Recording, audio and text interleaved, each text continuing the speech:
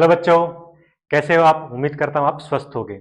आपको पता ही है, जैसे हमने केमिस्ट्री का चैप्टर नंबर 1 स्टार्ट कर दिया है। उसके अंदर हमने पढ़ा था कि what is a chemical reaction, और आज हम पढ़ेंगे balancing of chemical equations. Chemical equations को हम कैसे बैलेंस कर सकते हैं, जिसके दो मेथड होते हैं, हिट एंड ट्रायल और एक कोफिशिएंट मेथड। और वो पढ़ने से पहले अगर आपने लेक्चर नंबर 1 नहीं देखा है तो आप उसको जाके जरूर देखिए। अब हम यहाँ पे स्टार्ट करने वाले हैं बैलेंसिंग ऑफ केमिकल इक्वेशन। उससे पहले एक रिवीजन। हमने पिछले लेक्चर के अंदर पढ़ा था कि एक केमिकल रिएक्शन के अंदर दो साइड होती हैं, एक लेफ्ट हैंड साइड, एक right hand side. Left hand side पे हमारे होती हैं रिएक्टेंट्स और राइट हैंड साइड पे प्रोडक्ट होता है।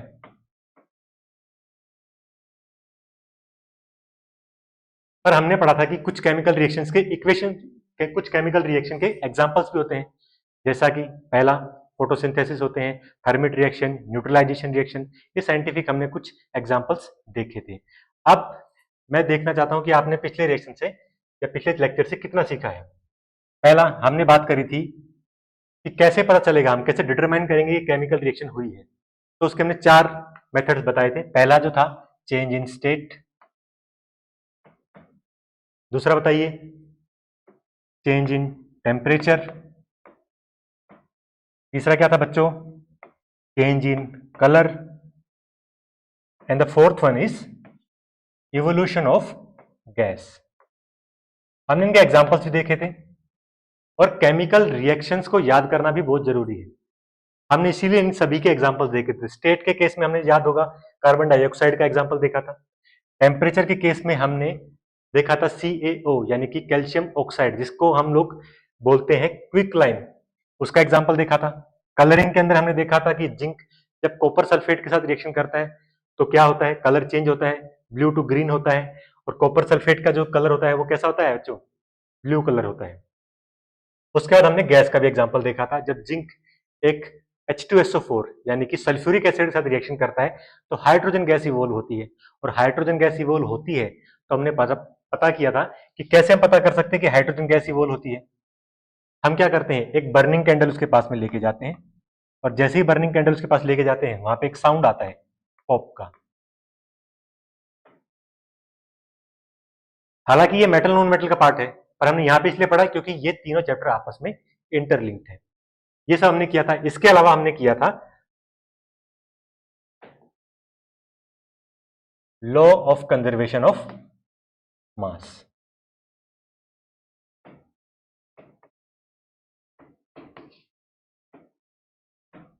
जिसके ऊपर हम लोग क्या करने वाले हैं, आज बैलेंसिंग करने वाले हैं।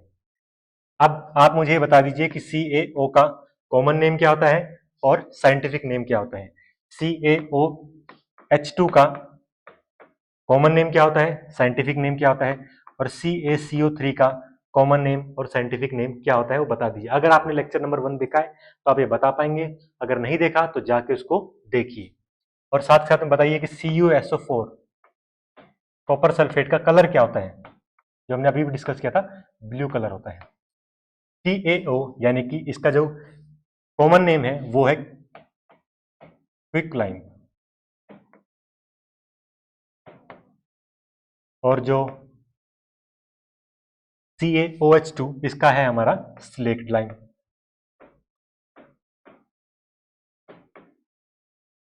Calcium carbonate, calcium oxide, calcium hydroxide, calcium carbonate, इसका है हमारा लाइमस्टोन। हमने ये भी पढ़ा था कि इन दोनों का यूज हम कहां पे करते हैं, ये व्हाइट वॉशिंग के अंदर यूज होता है। जब हम कैल्शियम ऑक्साइड को वाटर के साथ डिसोल्व करते हैं तो बहुत ज्यादा अमाउंट में क्या इवोल्व होती है, हीट इवोल्व होती है, और कैल्शियम हाइड्रोक्साइड बनता है यानी कि स्लेक लाइम बनता है। और फिर हम स्लेक लाइम को क्या करते हैं, व्हाइट वॉशिंग के लिए यूज करते हैं। और फिर कैल्शियम कार्बोनेट भी बनता है, वो हम लोग आगे जाके पढ़ेंगे जब हम टाइप्स ऑफ केमिकल रिएक्शंस को पढ़ेंगे। अभी तक हमने इतना रिविजन किया है और इतना ही हमने पढ़ा है। अब हम पढ़ेंगे बैलेंसिंग ऑफ केमिकल इक्वेशंस। तो balancing of chemical equation, chemical equations जो होती हैं दो तरह की होती हैं।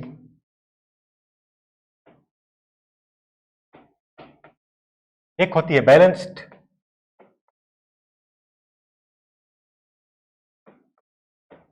और एक होती है unbalanced.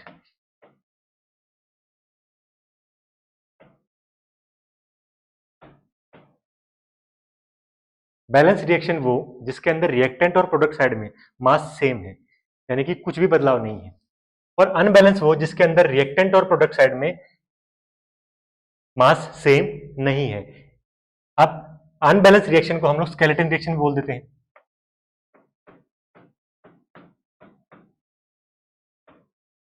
Skeleton equation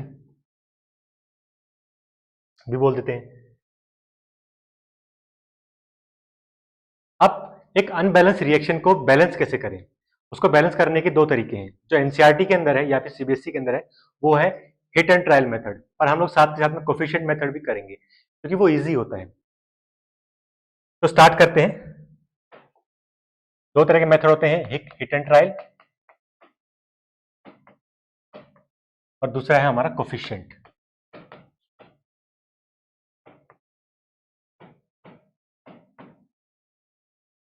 hit and trial method के अंदर आप एक एक करके बैलेंस करते हो। सबसे पहले आप बैलेंस करते हो मेटल्स को, ये सीक्वेंस याद रखना है वरना बैलेंसिंग नहीं होगी। फिर हम करते हैं नॉन मेटल को, फिर हम करते हैं ऑक्सीजन को, और एट लास्ट हाइड्रोजन को बैलेंस किया जाता है। अब आप कहोगे सर ऑक्सीजन तो नॉन मेटल ही है। हाँ, ऑक्सीजन नॉन मेटल है, पर ये सिर्फ बैलेंस करने का तरीका है। मैं ये नहीं कह रहा कि नॉन ऑक्सीजन जो है नॉन मेटल नहीं है, वो नॉन मेटल ही है, पर बैलेंस करते टाइम हम लोग पहले मेटल्स को देखते हैं, नॉन मेटल्स देखते हैं। अगर नॉन मेटल कोई नहीं है तो फिर हम सीधा ऑक्सीजन की तरफ जाते हैं। अब इसके कुछ एग्जांपल्स लेंगे और समझेंगे हम। सबसे पहले एग्जांपल है हमारा H3PO4 KOH H3PO4 H2 reactant side and product side. सबसे पहले हम इसको हिट एंड ट्रायल मेथड से करेंगे। हम एक दो एग्जांपल हिट एंड ट्रायल से मेथड करेंगे, उसके बाद फिर हम लोग कोफिशिएंट मेथड चले जाएंगे क्योंकि वो ज्यादा इंपॉर्टेंट है, उससे आपका टाइम भी सेव होगा। इसके अंदर हम सबसे पहले देखते हैं कि इसके अंदर कौन कौन पार्टिसिपेट कर रहा है, जो कि रिएक्टेंट साइड से हमको चल जाता है। पहले है हाइड्रोजन। अब अगर PO4 यहां पे भी है और यहां पे भी है तो हम इसको एज इट इज ही ले लेते हैं। अगर ये PO4 यहां पे स्प्लिट आउट हो जाता है, PO4 ना होकर PO3 हो गया, PO2 हो गया, कुछ भी होता है, तो फिर हम इनको स्प्लिट आउट करके बैलेंस करते हैं, यानी P को अलग और ऑक्सीजन को अलग। तो PO4 एज इट इज ले लेंगे, फिर K पोटेशियम, और O को भी अलग लेना पड़ेगा और H को भी अलग लेना पड़ेगा। Same case goes with product, यही यहाँ पे होंगे क्योंकि law of conservation of mass के अंदर पता है जो रिएक्टेंट साइड में होगा वही प्रोडक्ट साइड में भी होगा। आप देखेंगे यहाँ पे किसके कितने एटम है। हाइड्रोजन 3 है, PO4 1 ही है, K 1 है, ऑक्सीजन भी 1 है एंड हाइड्रोजन भी 1 है। ऐसे ही हम देखेंगे यहाँ पे प्रोडक्ट साइड में हाइड्रोजन यहाँ पे 2 है, PO4 1 है, K 3, ऑक्सीजन 1 एंड हाइड्रोजन हमने ले लिया पहले, हाइड्रोजन ने पहले ही ले लिया है तो ये वापस रिपीटेशन हो गया, इसको हटा देते हैं। अब हिट एंड ट्रायल मेथड के हिसाब से हमको पहले करना है मेटल्स को बैलेंस, फिर नॉन मेटल को ऑक्सीजन एंड देन हाइड्रोजन। अगर मान लो हम लोग क्या करते हैं कि हम लोग पहले हाइड्रोजन को बैलेंस कर देते हैं तो क्या ये रिएक्शन बैलेंस होगी? नहीं, ये आपको बहुत ज्यादा टाइम लेगा और आप इतना इसके अंदर लूप के अंदर फंस जाओगे, आप कभी भी इसको बैलेंस नहीं कर पाओगे। आप फिर मल्टीप्लिकेशन ही करते रहो, कभी उसको मल्टीप्लाई करो कभी उसको मल्टीप्लाई करोगे, आंसर नहीं आएगा। इसीलिए पहले मेटल को, फिर नॉन मेटल को, फिर ऑक्सीजन और फिर हाइड्रोजन। तो सबसे पहले मेटल यानी कि पोटेशियम, पोटेशियम एक मेटल है, तो इसको बैलेंस करने के लिए हम क्या करेंगे, इसको मल्टीप्लाई करेंगे 3 से, क्योंकि यहाँ पे 3 है और यहाँ पे 1 है। बैलेंस करने के लिए जो लेसर साइड है उसको मल्टीप्लिकेशन करते हैं 3 से, हम लोग यहाँ पे मल्टीप्लाई करते हैं जैसे ही रिएक्टेंट साइड में। हम पेन चेंज कर लेते हैं।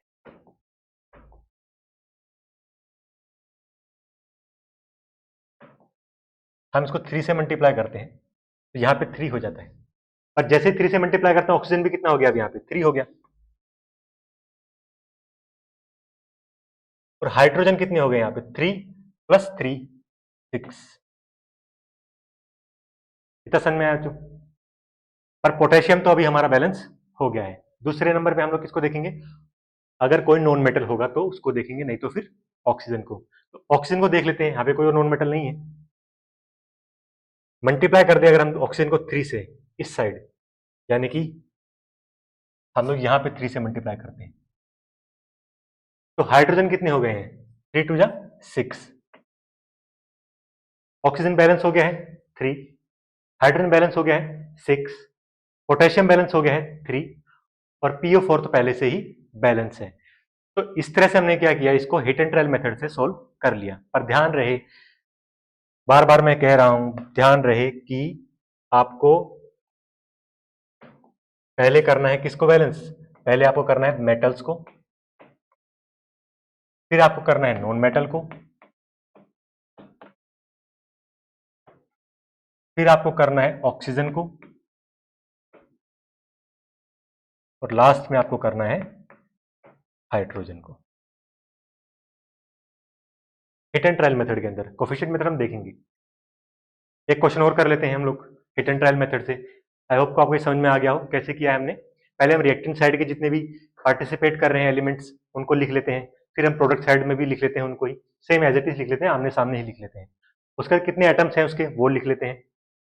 फिर हम देखते हैं इसके अंदर कौन सा मेटल है। मेटल को सबसे पहले बैलेंस करते हैं, जैसे हमने यहाँ पे पोटेशियम को किया। फिर पोटेशियम को बैलेंस करने के बाद यहाँ पे कुछ चेंजेस आते हैं, उन चेंजेस को भी हमने यहाँ पे लिख लिया। जैसे कि हाइड्रोजन पहले 3 था, फिर 6 हो गया। ऑक्सीजन को फिर हमने बैलेंस किया क्योंकि कोई भी नॉन मेटल नहीं था।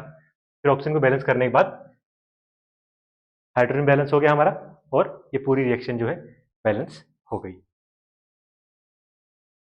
नेक्स्ट इक्वेशन देखते हैं, इसको भी हम हिट एंड ट्रायल मेथड से करते हैं, उसके बाद हम स्टार्ट कर देंगे कोफिशिएंट मेथड। इसके हम देखते हैं कि रिएक्टेंट साइड में क्या क्या है। पहला तो के पोटेशियम, दूसरा बी, आखिर में ओ। इस तरफ भी यही सेम पैटर्न, क्योंकि जो रिएक्टेंट साइड में होगा वही प्रोडक्ट साइड में होगा। के की वैल्यू यहाँ पे 1 है, B 2, oxygen is 3। Product side में देखें तो के 2 है, बी 1 है, और ऑक्सीजन भी 1 है। सबसे पहले हम देखेंगे मेटल को, पोटेशियम मल्टीप्लाई कर देंगे इसको 2 से। जैसे इसको 2 से मल्टीप्लाई करते हैं, कोई चेंज आया क्या, नहीं, कोई चेंज नहीं आया। फिर हम देखते हैं यहाँ पे बी को मल्टीप्लाई करना, हम यहाँ से 2 से मल्टीप्लाई करेंगे इसको, ये भी बैलेंस हो गया। अब बात आती है हमारी ऑक्सीजन की। जैसे हम ऑक्सीजन को मल्टीप्लाई करेंगे 3 से, हम देखते हैं कि यहाँ पे जो हमारा के है यानी पोटेशियम है वो 6 हो गया। तो हमको क्या करना पड़ेगा, इसको भी 6 से मल्टीप्लाई करना पड़ेगा।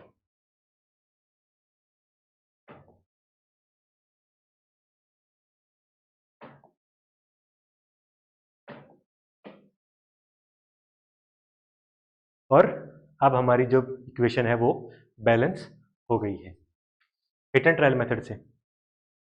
पहले हमने मेटल को किया, फिर हमने नॉन मेटल को किया, फिर ऑक्सीजन, और एट लास्ट हमने किया हाइड्रोजन को। पर यहाँ पे हाइड्रोजन नहीं है तो उसकी कोई जरूरत नहीं पड़ी। अब हम करेंगे कोफिशिएंट मेथड से questions. HCl plus NaOH NaCl plus H2O, ये हमने एग्जाम्पल पढ़ा था जब चैप्टर स्टार्ट किया था। हमने एक एग्जाम्पल पढ़ा था जिसको हमने बोला था न्यूट्रलाइजेशन रिएक्शन।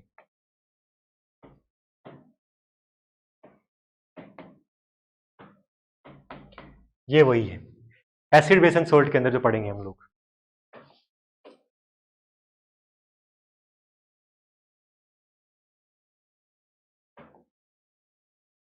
ये एसिड होता है, ये बेस है, ये सोल्ट है, और ये वाटर है। पर अब हम यहाँ पे पढ़ रहे हैं बैलेंसिंग ऑफ केमिकल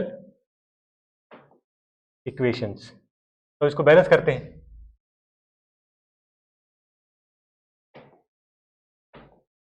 पहले आप ग्लांस देख लेते हैं, हाइड्रोजन यहाँ पे 1 है, 1 2 2 है, और यहाँ पे भी 2 है। क्लोरीन यहाँ पे 1 है, यहाँ पे 1 है, Na यहाँ पे 1 है, यहाँ पे 1 है, और ऑक्सीजन यहाँ पे 1 है, और यहाँ पे भी 1 है। इसका मतलब ये इक्वेशन पहले से ही बैलेंस्ड है, तो ये एक बैलेंस्ड इक्वेशन है, तो इसको बैलेंस करने की जरूरत नहीं पड़ेगी।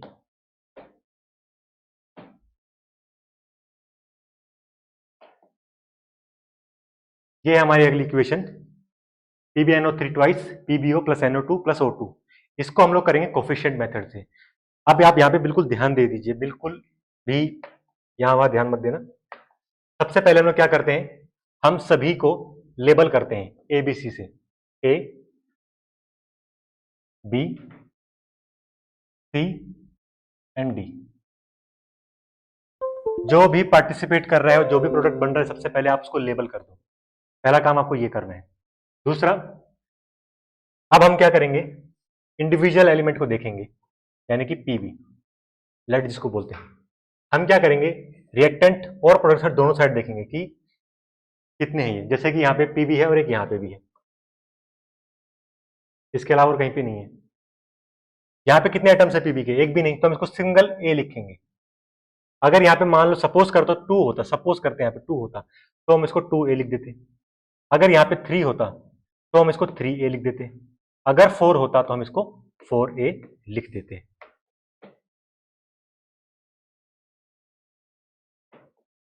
यानी जितने आइटम इन्वॉल्व होंगे उनको हम यहाँ पे लिख देते हैं।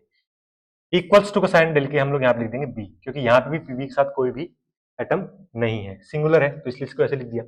अब NO3 की बात करते हैं। हमने हिट एंड ट्रायल मेथड के अंदर पढ़ा था कि अगर NO3 यहाँ पे है और यहाँ पे भी है तो उसको एज इट इज लिख लो, अगर नहीं है तो फिर स्प्लिट करो उसको। जैसे कि यहाँ पे अब हम किसको करेंगे, N को करेंगे, नाइट्रोजन को। यहाँ पे नाइट्रोजन है 2A। आपको ध्यान रखना है कि ये कोफिशिएंट जो है इसी के साथ लिखना है, यानी नाइट्रोजन किसके साथ में है, A के साथ में, तो 2A, क्योंकि यहाँ पे 2 नाइट्रोजन है इसलिए 2A। आगे यहाँ पे हम लोग बात करते हैं इक्वल्स टू में। यहाँ पे नाइट्रोजन ये रहा, सिंगुलर है, कुछ भी नहीं है, तो इक्वल्स टू C। जो इसका कोफिशिएंट है उसके साथ ही लिखेंगे उसको, C। अब हम बात करते हैं किसकी, ऑक्सीजन की। ऑक्सीजन कितने हैं, 3 मल्टीप्लाई 2 6, यानी कि 6A। और यहाँ पे ऑक्सीजन कितने हैं, एक तो ये रहा, एक ये रहा और एक ये रहा। तीनों को हम लोग को लिखना पड़ेगा, यानी कि B, क्योंकि वहां पे कोई भी ऑक्सीजन का आइटम नहीं है, plus 2C plus 2D। Starting में आपको ये थोड़ा डिफिकल्ट लग रहा होगा, पर एक बार आपको जब हैबिट हो जाएगी ये इक्वेशन लिखने की तो बहुत इजी है। 3 इक्वेशन हमारी बन गई हैं। अब इस इक्वेशन से हमको क्या करना है, इसको सोल्व करना है। हम क्या करेंगे, किसी भी नंबर को या फिर किसी भी कोफिशिएंट को 1 मान लेंगे, उसको मानेंगे जिससे हमारा काम आसान हो जाए। जैसे कि यहां पे देखते हैं, अगर हम लोग A को 1 मानते हैं तो हमारा B निकल गया, और A को 1 मानने से हमारा C भी निकल जाएगा, है कि नहीं। और A निकल जाएगा, B निकल गया, C निकल गया, तो ऑटोमेटिकली D भी आ ही जाएगा। तो हम लोग क्या करेंगे, लेट अज्यूम कि A हमारा 1 है। जैसे ही A 1 होगा तो यहाँ पे 1 लिखेंगे, तो B की वैल्यू कितनी आ गई, 1 आ गई। यहाँ पे 1 लिखते ही C की वैल्यू कितनी आ गई, 2 आ गई। अब बचता है सिर्फ D। ये वैल्यू जो हम इसमें पुटअप कर देंगे, 6 मल्टीप्लाई 1 6 इक्वल्स टू, B की वैल्यू भी 1 है, प्लस 2 मल्टीप्लाइज 2 4 प्लस 2D। ये दोनों ऐड होंगे और इधर आ जाएंगे, यानी कि 4 + 1 5 और माइनस का 1 यहाँ पे रहेगा, तो 6 - 5 हो जाएगा। 6 - 5 इज इक्वल टू 2D। इसको हम यहाँ लिख लेते हैं, तो 1 is equal to 2D, then D is equal to 1/2।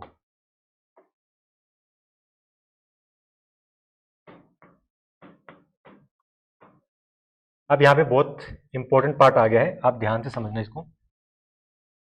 जब भी कोई कोफिशिएंट की वैल्यू फ्रैक्शन में आती है, जैसे यहाँ पे 1/2 आ रही है, तो आपको क्या करना है, जो डिनोमिनेटर है यानी कि जो नीचे वाला है नंबर है, इसको इन तीनों के साथ मल्टीप्लाई कर देना है। अब वो चाहे कितना भी हो, नीचे चाहे 13 हो 7 हो कुछ भी हो, आपको इसको मल्टीप्लाई कर देना है किन के साथ, बाकी के 3 कोफिशिएंट के साथ, सिर्फ इसके साथ नहीं करना है। तो हम लोग यहाँ पे क्या करेंगे, मल्टीप्लाई कर देंगे 2 को A के साथ, B के साथ और C के साथ, तो वैल्यू आ गई हमारी 2 2 4 और D की वैल्यू हमारी आ गई 1, और आपकी जो केमिकल इक्वेशन है वो बैलेंस्ड हो गई है। चलो यानी कि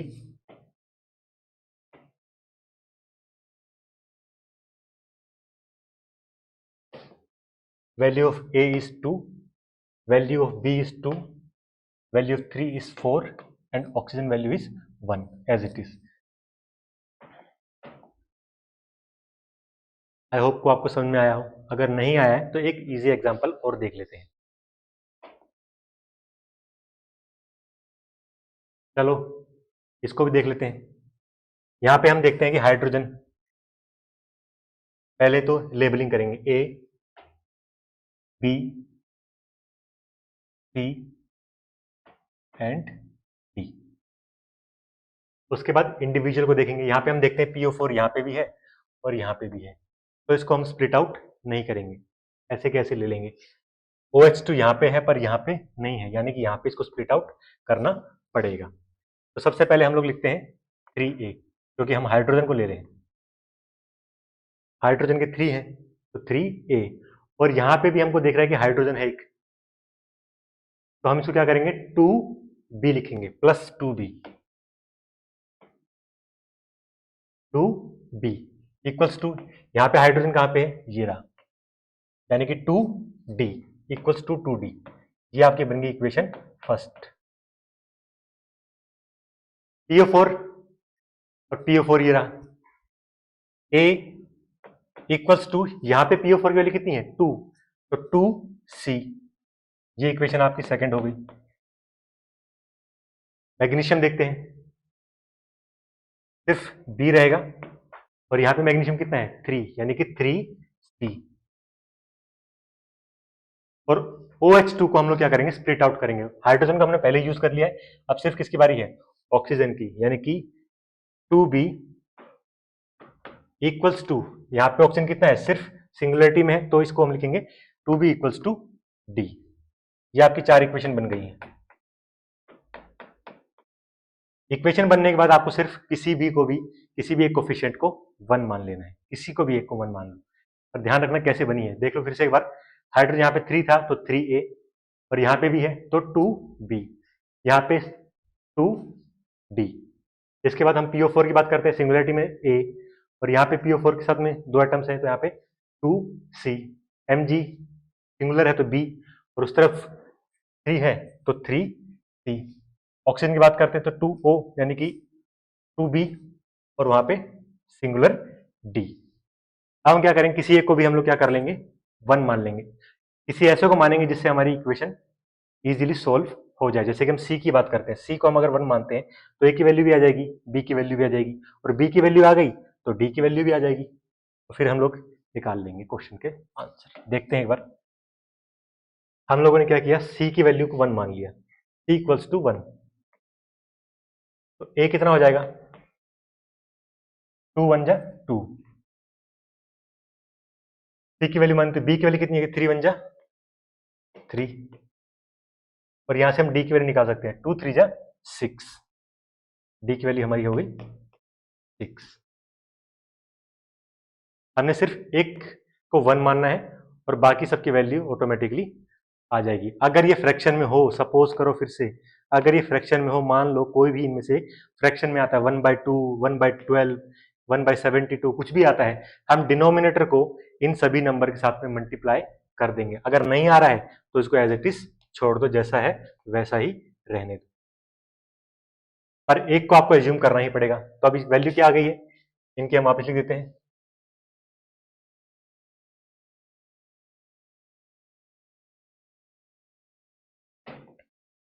ए की वैल्यू हमारी कितनी है? 2. बी की वैल्यू हमारी 3 हो गई है. सी की वैल्यू हमारी 1 है, तो कुछ चेंज करने की जरूरत नहीं है. और डी की वैल्यू हमारी 6 हो गई. आई होप आपको ये समझ में आया होगा. आपको इंडिविजुअल एलिमेंट को लेना है और उनको इक्वेशन की फॉर्म में पुटअप करना है. पहले लेबल करो, फिर उनको इक्वेशन की फॉर्म में पुटअप करो, फिर किसी भी एक कोफिशिएंट को 1 मान लो और फिर सोल्व कर दो. और अगर फ्रैक्शन में आता है कोई भी कोफिशिएंट तो उसके डिनोमिनेटर को बाकी सभी कोफिशिएंट के साथ में मल्टीप्लाई कर दो. एक एग्जांपल और ले लेते हैं. ये रहा Na+O2 Na2O. वैसे तो इसको हम लोग हिट एंड ट्रायल से भी कर सकते हैं, पर अब हम लोग कर रहे हैं कोफिशिएंट मेथड से, तो इसको कर लेते हैं एक बार. इसको पहले लेवल करेंगे A, B and C. Na यहाँ पे भी है और एक Na यहाँ पे भी है, तो ये तो सिर्फ सिंगल ए रहेगा। ये कितना हो जाएगा 2C। यहाँ पे बी की वैल्यू लिखें तो ये 2B होगा, और यहाँ पे कितना होगा सिर्फ C। अब हमको क्या करना है, सिर्फ किसी एक कोफिशिएंट को 1 मान लेना है। जैसे हम किसको 1 मानते हैं, C को 1 मानते हैं,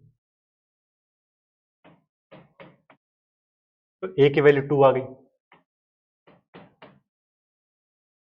2 1 जा 2। अब यहाँ पे हम देखें तो 2B इज इक्वल टू 1 हो गया, तो किसी की वैल्यू 1 है। अब ये 2 यहाँ पे मल्टीप्लाई में वहां जा किस में हो जाएगा, डिवाइड में, तो B की वैल्यू कितनी आ गई 1/2। वापिस से अब ये डिनोमिनेटर आ गया है, यहाँ पे फ्रैक्शन में आ गया है, तो इस डिनोमिनेटर हम क्या करेंगे, मल्टीप्लाई करेंगे किससे, पहले b इक्वल टू 1 लिख लेते हैं, बाकी के बचे हुए कोफिशिएंट से, यानी कि 2 से मल्टीप्लाई होगा CB और 2 से मल्टीप्लाई होगा AB। C की वैल्यू आ गई हमारी 2 और A की वैल्यू आ गई हमारी 4, और B का जो न्यूमरेटर है वो एज इट इज ही रहेगा, उसको चेंज करने की जरूरत नहीं है। यहाँ पे 1 है तो 1, 7 है तो 7, जो भी होगा न्यूमरेटर के अंदर उसको चेंज नहीं करना हमको, वो सेम रहेगा बिल्कुल। तो हमारी वैल्यू आ गई है, अब बस हमको पुटअप करना है यहाँ पे।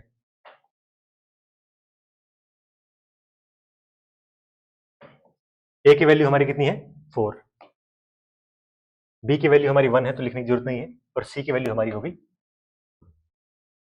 और ये इक्वेशन क्या हो गई है, बैलेंस होगी। आप हिट एंड ट्रायल से कर सकते हो, अगर सिंपल इक्वेशन है तो हिट एंड ट्रायल से कर सकते हो, पर अगर जैसे ही कॉम्प्लिकेट होती है, ब्रैकेट की फॉर्म में जो हमने पीछे दो एग्जांपल किए थे, अगर उस तरह की होती है तो आप कोफिशिएंट मेथड से करने की ट्राई करना, आपका टाइम सेव होगा, वरना फिर आप लूप में फंस जाओगे। और एग्जाम्पल करते हैं, अभी मन नहीं भर रहा है, समझ में नहीं आ रहा है, तो और एग्जाम्पल करो, जब तक आपको समझ नहीं आ रहा तब तक हम लोग करते जा रहे हैं।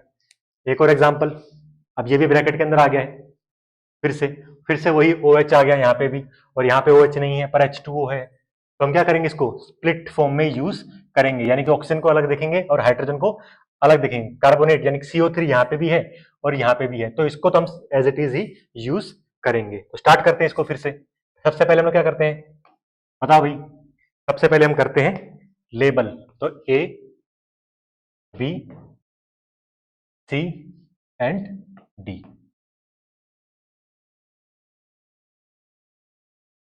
अब इक्वेशन बनाएंगे, पहले एल्यूमिनियम को पकड़ते हैं, ए तो यही रहेगा क्योंकि एल्यूमिनियम के यहाँ पे कोई एटम नहीं है, और यहाँ पे देखते हैं कितने हैं 2, तो 2C इक्वल्स टू 2C। ध्यान रखना जैसे ही आप रिएक्टेंट साइड की उस तरफ जाते हो तो इक्वल्स टू का साइन लगा देना है, अगर इस तरफ है तो प्लस का साइन, यहाँ पे प्लस का साइन है तो प्लस का साइन लग जाएगा।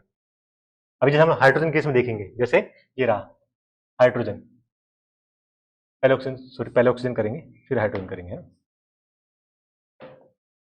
ऑक्सीजन यहाँ पे कितने हैं 3, यानी कि 3A इक्वल्स टू, यहाँ पे कहीं पे ऑक्सीजन है नहीं, यहाँ पे ये रहा इक्वल्स टू D। तो इक्वेशन बन गई हमारी फर्स्ट सेकंड। अब हाइड्रोजन की बारी, हाइड्रोजन कितने हैं हमारे यहाँ पे 3 है, यानी कि 3A। क्या हाइड्रोजन यहाँ पे भी है, हाँ प्लस का साइन आएगा बीच में क्योंकि रिएक्टेंट साइड में ही है, 2B इक्वल्स टू, अब हम प्रोडक्ट साइड चले गए, यहाँ पे हाइड्रोजन कहाँ पे है, ये रहा 2D। ये इक्वेशन बन गई आपकी थर्ड। अब सिर्फ बचता है हमारा कार्बोनेट, कार्बोनेट यहाँ पे 1 है और यहाँ पे 3 है, यानी कि B equals to 3C, B equals to 3C। 4 equation बन गई हैं। फिर से एक बार समझ लेते हैं, अगर आपने ध्यान नहीं दिया हो तो एल्यूमिनियम का सबसे मैंने पहले देखा तो यहाँ पे कोई एटम नहीं है, तो ए का तो ए ही जाएगा, यहाँ पे 2 है तो 2, और कोफिशिएंट क्या है C, तो 2C। फिर हमने ऑक्सीजन और हाइड्रोजन को अलग अलग किया क्योंकि वहां पे OH नहीं है। ऑक्सीजन कितने हैं 3, तो 3A। फिर यहाँ पे ऑक्सीजन कहाँ पे, ये रहा D इक्वल्स टू D। फिर हम हाइड्रोजन को देखते हैं, 3A हो गया, ये रहा। फिर यहाँ पे भी हाइड्रोजन है 2B, ये रहा। फिर हाइड्रोजन यहाँ पे जाके प्रोटो साइड में क्या है 2D equals to 2D, third हो गया। फिर कार्बोनेट की बात करते हैं तो B और वहां पे 3C। अब कुछ नहीं करना है, किसी एक ऐसे कोफिशिएंट को ढूंढ लो जिसको 1 पुटअप करने से हमारा काम आसान हो जाए। जैसे कि हम बात करते हैं सी की, वापस से सी को जैसे हम 1 पुट करते हैं तो ए की वैल्यू आ जाएगी, बी की वैल्यू भी आ जाएगी, और ए की वैल्यू आने के बाद फिर डी की वैल्यू भी आ जाएगी। चलो देखते हैं, पहले तो हम किसको पुट कर रहे हैं, सी को 1 पुट करते हैं, तो सी इक्वल्स टू 1, तो ए इक्वल्स 2 मल्टीप्लाई 1 तो 2 हो जाएगा, ए की वैल्यू कितनी हो गई 2। यहाँ पे b equals to 3c, 3 multiply 1 तो 3, b की वैल्यू कितनी हो गई 3 हो गई। अब सिर्फ d बचता है ना, तो d की वैल्यू हम लोग यहां से निकालना चाहे तो यहां से, और यहां से निकालना चाहो तो यहां से, कहीं से भी निकालो आंसर क्या आएगा आपका, सेम आएगा, कोई घबराने की जरूरत नहीं है। चाहे आप निकाल के देख लेना, मैं इससे निकाल रहा हूं, फिर इससे भी निकाल के दिखा दूंगा आपको। पहले a की वैल्यू कितनी आई हमारी 2, तो 3 2 जा 6, तो d की वैल्यू कितनी आ गई 6 आ गई। अब मैं आपको इससे निकाल के दिखा देता हूं एक बार, है ना, ये क्वेश्चन दो में मिटा देता हूं एक बार b के लिए। तो a की वैल्यू हमको पता है 3 मल्टीप्लाई a कितना है 2, प्लस 2 मल्टीप्लाई b की वैल्यू कितनी है 3, यानी कि 2 मल्टीप्लाई b, ये 3 हो गया, इक्वल्स टू में 2d है, यही है आगे ना, 6 प्लस 6 12 हो जाएगा, और 2 यहाँ पे मल्टीप्लाई है, वहां जाके किसमें हो जाएगा डिवाइड, और 2 12 को 2 से डिवाइड करोगे तो d की वैल्यू कितनी आ जाएगी 6 आ जाएगी। यानी कि अगर आपका 3 इक्वेशन से काम चलता है तो 3 इक्वेशन बना लो, अगर नहीं चल रहा तो चारों बना के देखना, पर बनाने की कोशिश करना स्टार्टिंग के अंदर तो चारों, वरना फिर आपको प्रैक्टिस नहीं होगी, और प्रैक्टिस नहीं होगी फिर राम भरोसे काम नहीं चलेगा, आपको सब कुछ सीखना ही पड़ेगा। आप बोर्ड की क्लास में हो।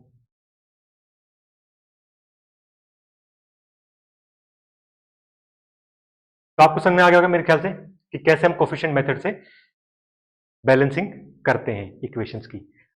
अब एक और क्वेश्चन, अभी मेरी संतुष्टि नहीं हुई है तो एक और लो, ये लो, एल्यूमिनियम प्लस एसेट Al प्लस एसेट Al2S3, इसको भी हम किससे कर सकते हैं, हिट एंड ट्रायल मेथड से कर सकते हैं, पर अब वापिस से किससे करेंगे हम लोग, कोफिशिएंट से करेंगे। लेबल करो A, फिर इसको करो B, और फिर इसको करो C। एल्यूमिनियम देखते हैं यहाँ पे तो सिंगुलर है तो A ही रहेगा, यहाँ पे 2C। अब हम बात करते हैं किसकी, S, तो ये कितना रहेगा 8B इक्वल्स टू 3C। यही दो इक्वेशन बनी है और कुछ बन ही नहीं सकता। तो अब इसी के अंदर हम क्या करेंगे, कोशिश करेंगे कि हमारा आंसर आ जाए, तो वापस से C को क्या मान लेते हैं 1, क्योंकि यही है जिससे हमारा काम आसान हो सकता है शायद। C इक्वल्स टू 1 मान लिया, C जैसे ही 1 मानते हैं तो A की वैल्यू तो 2 आ गई, 2 मल्टीप्लाई 1 2।